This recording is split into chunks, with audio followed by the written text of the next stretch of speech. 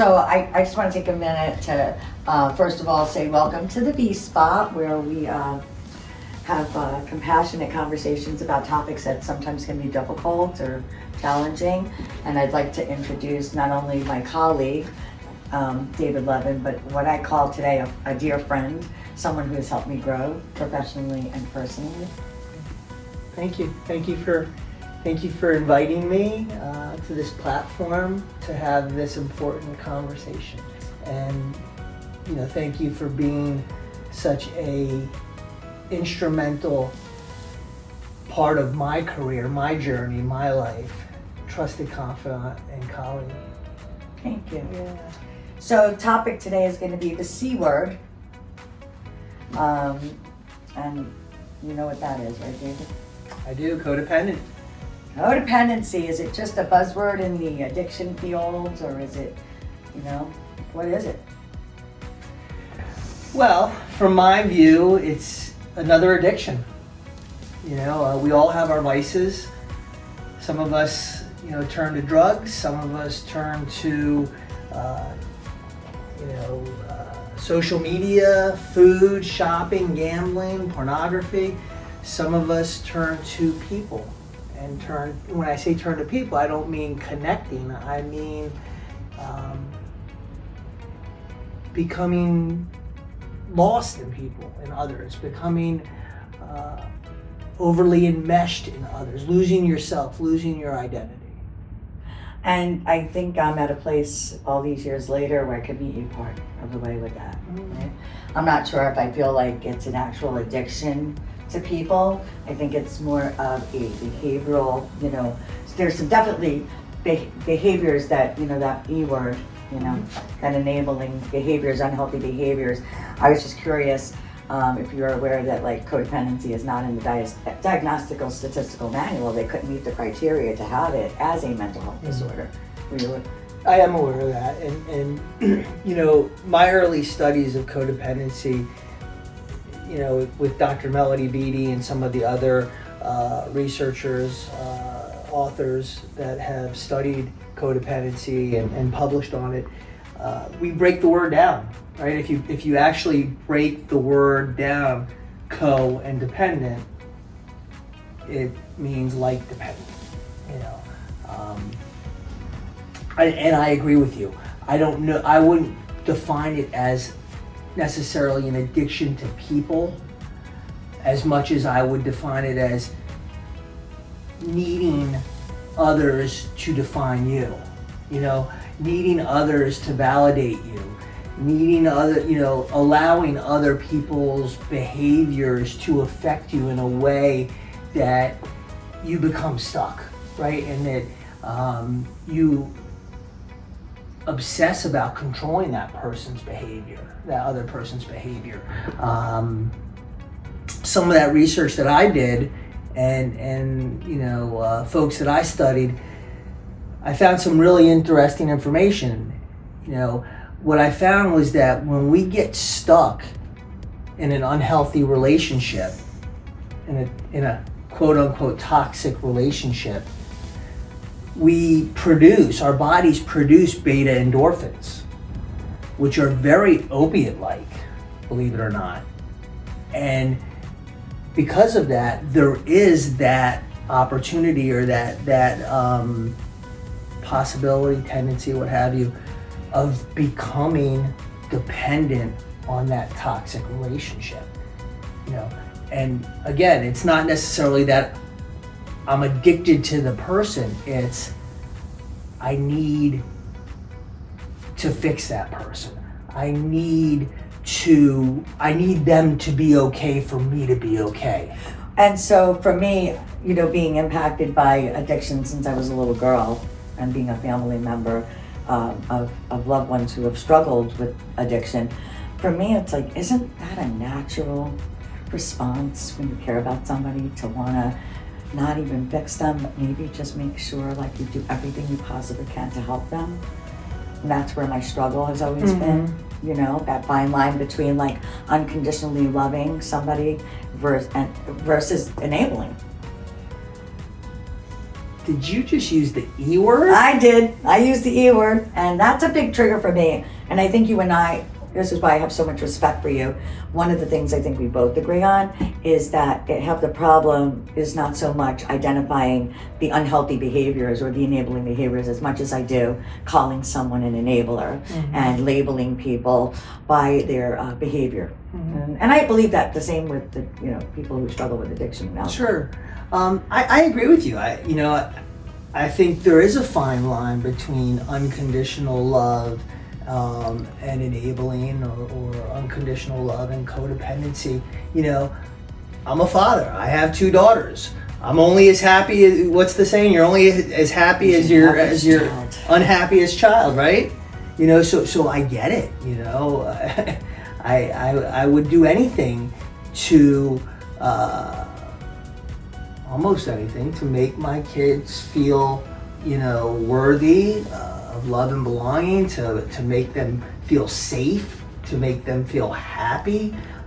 So I get it. I get it. So let's go back to 2012. Sure. I remember I was a newer clinician, a newer therapist, and definitely not as open about how my life had been personally impacted. I didn't share that so much in my professional life in the early times.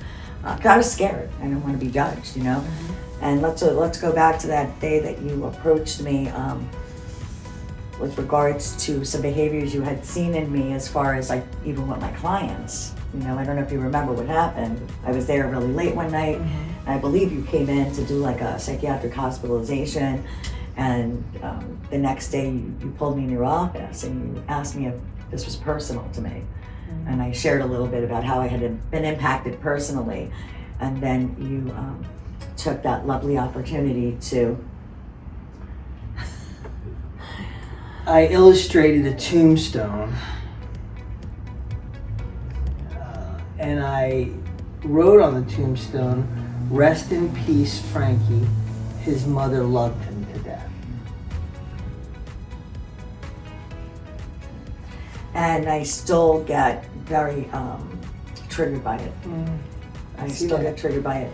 And one of the things that I think I could apply that to anybody I would love, if you would say that, even if it wasn't my child.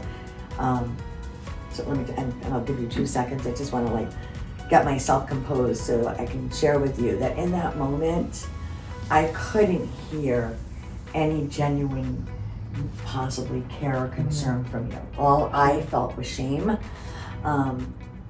And I'm grateful that today I don't feel that way. Sure. And I guess thinking about it now, and we've had a chance over the years to reflect on that moment over and over again. But 2 things are coming up for me right now. First one is, I'm trying to remember back, and maybe you can refresh my memory. How would I have even known enough about your situation to make that comment or that illustration? Oh, well, what you shared with me. But secondly, let's start with that. So the precipitating events leading up to that were there was a patient, a client in our facility that we were working at the time, who was having a really difficult time and was threatening to leave treatment. And I really believed that I could make him not leave, and that I could prevent him from walking out those doors. And today, I guess that word would be I thought I could save him, but in that moment, I just wanted to do whatever I could. And that's what you had approached me on, is what made you think you could save this client? And you were coming from a place of care and concern for the patient as well. But I think you felt I was overly consumed by staying, because it was in the evening, and everybody else had gone home, and I was the only clinician on the site. So I think you questioned me on why I thought I could possibly prevent him or save him from himself that night. But what had you disclosed to me at that point about your son and your relationship with your son? I hadn't till that morning when we spoke, Right. and then you did the illustration. Gotcha. I shared with you, I became vulnerable with you the next day when we had a conversation, and I had allowed myself to, my anger to simmer, because I have a little fuse in me, and it takes a lot to light it up, but you had definitely, thrown some lighter fluid on a wound. Right. So I believe it was the next day, or maybe even 2 days after, where we ended up having a conversation, and that's when I divulged that personal information. Sure. Yeah, because like now I'm thinking, did I even know you and your relationship with your son well enough to make that accusation?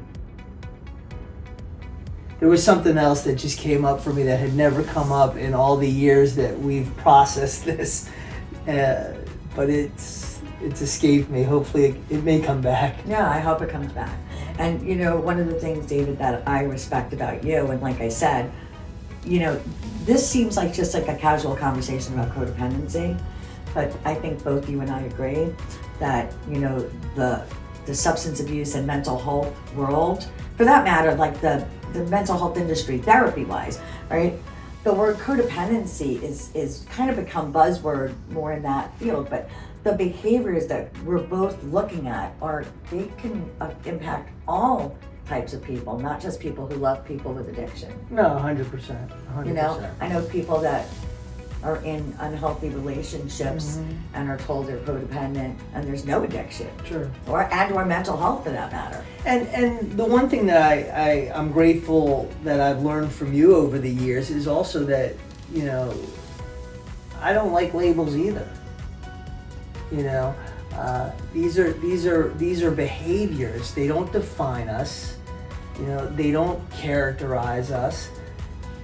They're simply struggles and challenges that everybody deals with on a day-to-day basis. We're all, like my mentor, Dr. Brown, says, we're all just messy, struggling people, So I definitely rather focus on the symptoms, the characteristics, and refrain from placing anybody in a box.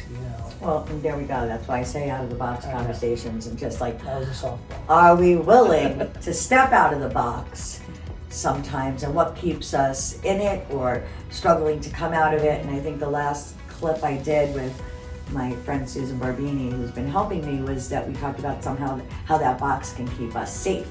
The box isn't always a bad thing. And I think you said even Billie Eilish, like she performed on stage in a box, right? Yeah. So I think about all these feelings that come up for me, and like I think for me, I still really struggle with understanding. I know I need to be liked. Like, I know there's the core part of me that needs that external validation, and how that could be unhealthy. But I really struggle with, how do you let somebody you love just fall? And I hear that a lot. And that's the piece. I can look at some of the behaviors. Okay, I'm doing this for me. All right, I'm not really doing it. It's not as helpful. I just really struggle with, how do you really let somebody you love fall? Sure. Yeah, but I hear you. But let me ask you something. What happens when they still struggle even after you lay that soft pillow down or that safety net, and yet they're still struggling? Then what do you do? Well, I believe in my heart of hearts that I struggle all of the time, and that's one of the things that's so difficult for me, because I struggle when I put the boundaries in place, and I struggle when I don't. I'm struggling if I'm helping and he's not getting any better, or anybody I care about is not getting better, and then I struggle with not doing enough to soften a bottom for somebody. They use that word, soften a bottom, and I look at it as like, why wouldn't we? So, like, when do you accept powerlessness over somebody else's struggle? Well, there you go. We could do another podcast called The P Word, powerlessness. don't know if I have accepted powerlessness. I've accepted certain things, but I think that if I'm honest with myself, I still believe something within me has the power to do something. Even if it's a little, like, maybe not delusional, but maybe not even realistic. There is still a part of me that feels like I have the power to do something, and not doing something is also sometimes powerful, I guess.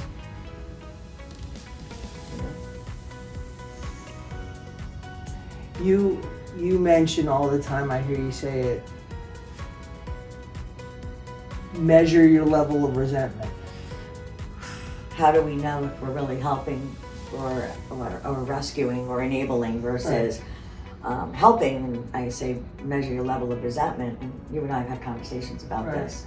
And that's because I did a lot of work around the victim triangle, and we're definitely going to have a podcast on the victim triangle live, where what I realized is that I wanted to stop persecuting the people I loved that struggled more than I wanted to stop enabling them. It was easier for me to learn how to not do that than it was, right? Because I resented myself for doing things I didn't want to do. Right. That's what I became the problem. I think a lot of the issues around codependent behaviors is that when we start to let go of those behaviors and change those behaviors, we have to look in the mirror. And we have to start looking at our own lives, our own struggles, our own challenges, our own issues. And we can no longer ignore them because we're obsessing about somebody else's behaviors or somebody else's struggles.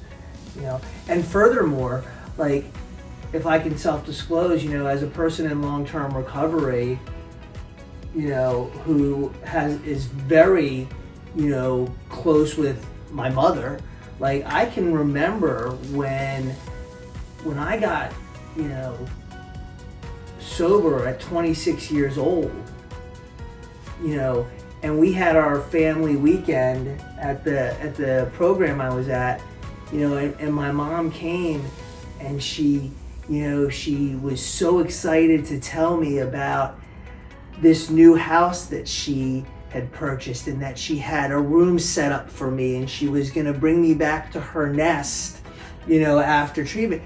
And I remember like it was yesterday. It's 26 years ago, and I said, Mom, the counselors are telling me that, it might be time to cut the umbilical cord, and that maybe I should be a man and go into a halfway house. We call it a halfway house back then. Now it's called a recovery residence. And I told my mom, I think I'm going to do this, right? And I did, and I went to this recovery residence for 6 months, and then I moved into my own apartment, completely independent, but there was no washer and dryer. And it was in not the best neighborhood in Fort Lauderdale. And my mom lived in an over 55 community in Tamarack, and she would drive all the way to Fort Lauderdale to get my laundry and take my laundry home. She didn't want me to have to walk across Broward Boulevard into a seedy laundromat, and she would, and my friends would be like, "What's the matter with you? You're 27 years old now, and you're letting your mother drive all the way out there to take your laundry?" And she goes, and I would joke, and I would say, "Well, I'm not an idiot. If my mom wants to do my laundry, I'm gonna let her do my laundry." But the reality was, and still is to this day, I take care of my mom in essence today. She's 70, soon to be 78 years old, but she still, gets on the phone. "Are you okay? What do you need? Can I do something?" And so for my mom, as I got healthier and started recovering, she had lost a little bit of her role. A little bit of her role. A little bit of her purpose in life. Where she drew her self-worth, her self-esteem from taking care of her one and only baby. And and here we go. So she drew her self-esteem and her worth, right? Well, that's her a mother, I mean, that's what mothers do. Right. Right? And I mean, and it's okay if it's not right for you, but I think that mothers, it's it's not that it's right It's or a wrong. natural No, it's thing. not. It's not that it's right or wrong, but it goes back to any other maladaptive behavior. What is the consequence to you or the other mothers in the world when they engage in these behaviors? That's the point I'm trying to make. That's the question. That's the $1 million question. Like, at what cost, at what expense? So my mom could, again, not look in the mirror, not, address her own issues or her own needs because she was hyper focused on her one. It's, again, we're talking about, I know I'm kind of jumping a little bit all over, but we're talking about roles and not labels, But a mother. What's the A label, maybe a label. You're right. And like, what are the roles of the mother? So I'll challenge that with like labels that can maybe depict a negative, that have some kind of negative depiction. Mm-hmm. Because you're right, roles are in themselves labels. And you've always told me, I don't want to, throw you under the bus on the podcast, but that your mother was your biggest enabler. And what do I always tell you? I mean, this was a point of like where we get in these discussions at the beginning, and I'd say to you, then how do you know you're not alive? Because your mother didn't let you hit your bottom. Yeah. No. Well, listen. I go back to Joel, right? Early in my career, when I was doing when I was doing the family group every Saturday at the program, and I had an Al-Anon speaker come in and shared this, tragic story about his son and how, his addiction almost caused him to lose his wife, who was the son's biological mother, and then, the boy's mother came and said, either you put him out or I'm leaving. His sister had taken off to California, because she wanted to get as far, for college. She wanted to get as far away from the dysfunction, if I can use that expression, in the house. And, when they asked their son to leave, he was homeless for 9 months. He stayed sober for 9 months. He came back. He showed, he was able to, prove to them that he was changing. They reconnected. They went to visit the daughter, left him in charge of the house, and they came home and found him in the bathtub. Not from a drug overdose, but because he had just done so much damage in all those years of active addiction. I mean, it's even to this day, there was a father in the audience that said to Joel, how would you have lived with yourself had something tragic happened to your son during those 9 months that you were practicing tough love? And Joel very calmly said, he referenced old Western flicks. He goes, those old Western flicks where they have the most wanted outlaw poster, nailed to the light pole? He said, if there was a most wanted poster for the death of my son, my face would be on it. So I think that yes, to your point, I can't predict what would have happened had my mother not enabled me all those years.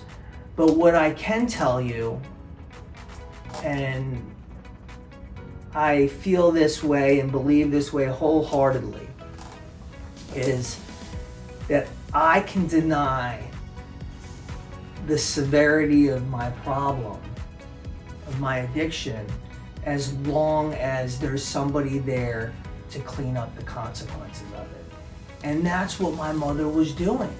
I wasn't hungry, I wasn't homeless, but if it wasn't for my mother, I would have been hungry and homeless. Or I would have had to pull myself up by my bootstraps, put on my big boy pants, and hustle. So I'll challenge you on that one, because I can, and I love you. So then if hungriness and homelessness and pain was enough, why are there so many people still suffering from addiction?